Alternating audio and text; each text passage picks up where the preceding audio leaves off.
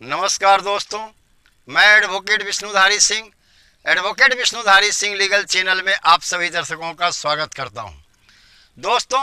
आज मेरे वीडियो बनाने का टॉपिक है कि अपने ज़मीन पर गलत जमाबंदी को कैसे कैंसिल कराएं। दोस्तों, जमाबंदी क्या है,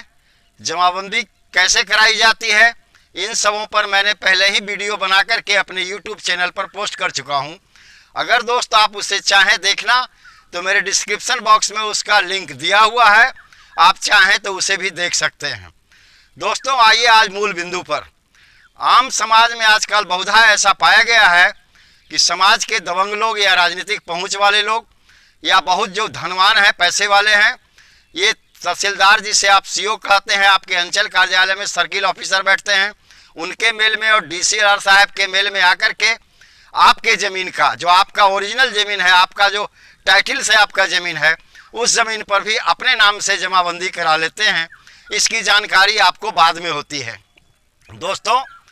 आप ऐसे जमाबंदी को जो गलत तरीके से जमाबंदी यानी म्यूटेशन कराया गया है सर्किल ऑफिसर के कार्यालय में,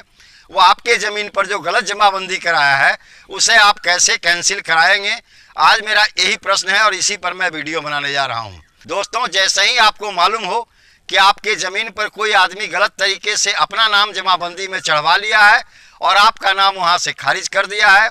तो दोस्तों सबसे पहले आप उस अंचल कार्यालय में जाएं, सर्किल ऑफिसर के कार्यालय में जाएं और वहां जाने के बाद उस म्यूटेशन का केस, जो कि जमाबंदी कराने के लिए वो आदमी एक केस किया होगा, जिस केस के आधार पर उसके नाम पर जमाबंदी हो गया है, दोस्तों जो गलत जमाबंदी है, और उसके आदेश का सर्टिफाई कॉपी नकल निकालें। साथ ही साथ दोस्तों, उसका जमाबंदी किस आधार पर हुआ है, उस पूरे आधार का जो भी डॉक्यूमेंट है, कोशिश करें उसका भी सर्टिफाई कॉपी आपको प्राप्त हो जाए। दोस्तों,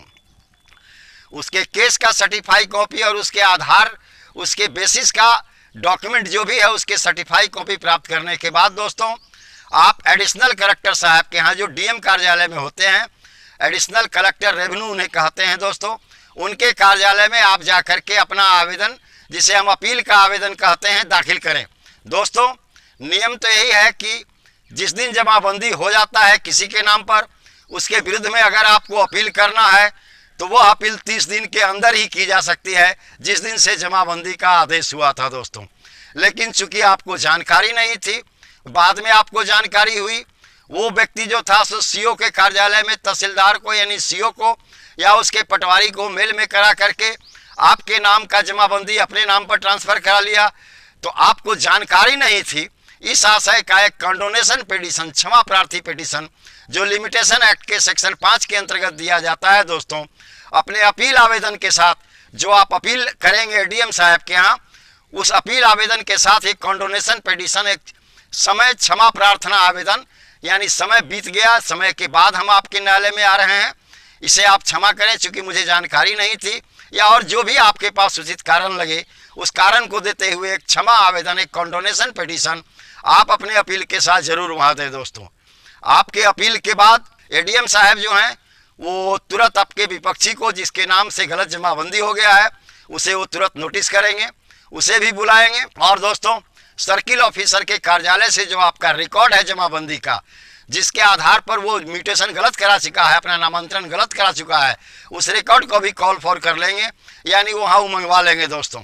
और उससे उसका पक्ष पूछने के बाद, किससे, जो गलत जमाबंदी करा लिया है उससे उसका पक्ष पूछने के बाद और आपके डॉक्यूमेंट को देखने के बाद, आपका जो टाइटल डॉक्यूमेंट है दोस्तों, जो ज़मीन का या तो आपका खतियान है या आपने खरीदा है उसका कोई डॉक्यूमेंट है, या आपको कहीं दान में मिला है, या आपको कहीं वसीयत से मिला है, यानी जो भी आपका टाइटल का डॉक्यूमेंट है आपके खेत के, आपके ज़मीन के संबंधित, उसके जांच करने के बाद दोस्तों एडीएम साहब आदेश पारित कर देंगे। दोस्तों, अपने उस आदेश में अगर आपके पक्ष को सही लगा, आपका पक्ष उन्हें सही लगा, तो आपके पक्ष में आदेश पारित करेंगे और अपने पूरे आदेश को वहां से सीओ कार्यालय में भेज देंगे।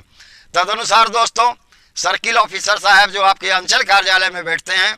वो जमाबंदी अधिनियम यानी म्यूटेशन एक्ट के धारा 9 के अंतर्गत आपके पक्ष में शुद्धि पत्र जारी करेंगे। और दोस्तों,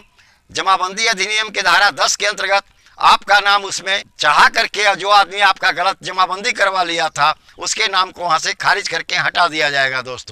दोस्तों कभी कभी ऐसा होता है कि एडीएम साहब जो होते हैं उनके कार्यालय में भी दबंग या नेता टाइप के लोग अपना पैरवी पहुंचा देते हैं दोस्तों, या पैसा दे करके वहां भी गलत तरीके से अपने पक्ष में ही नामांतरण करवाए रखते हैं जो उनका गलत तरीके से नामांतरण पहले जमीन पर हो चुका है। तब आप क्या करें कि एडीएम साहब के आदेश का जो उनका आदेश हुआ आपके अपील पर, उस आदेश की कॉपी, एक सर्टिफाई कॉपी ले लें उस कार्यालय से, और उसको और अपने डॉक्यूमेंट को, जो आपका टाइटल का डॉक्यूमेंट है, उसे लेकर के आप अपने कमिश्नर के कार्यालय में अपील फाइल करें। उसे आप सेकेंड अपील भी कह सकते हैं दोस्तों। वहाँ पर जो कमिश्नर बैठते हैं वो प्रशासनिक अधिकारी होते हैं, पुलिस प्रशासनिक कमिश्नर नहीं दोस्तों, सिविल प्रशासन का जो प्रशासनिक अधिकारी हैं कमिश्नर साहब हैं, वो आपके सेकेंड अपील को सुनेंगे, आपके डॉक्यूमेंट को वेरीफाई करेंगे और उसके डॉक्यूमेंट को वेरीफाई करेंगे और जो सही होगा उसके अनुसार वो आदेश पारित कर देंगे। वहाँ से आप मुकदमा निश्चित जीतेंगे, इसीलिए कि आपके पक्ष में आपका टाइटल डॉक्यूमेंट है और उस डॉक्यूमेंट के आधार पर ही कमिश्नर साहब जनरली फैसला कर देते हैं।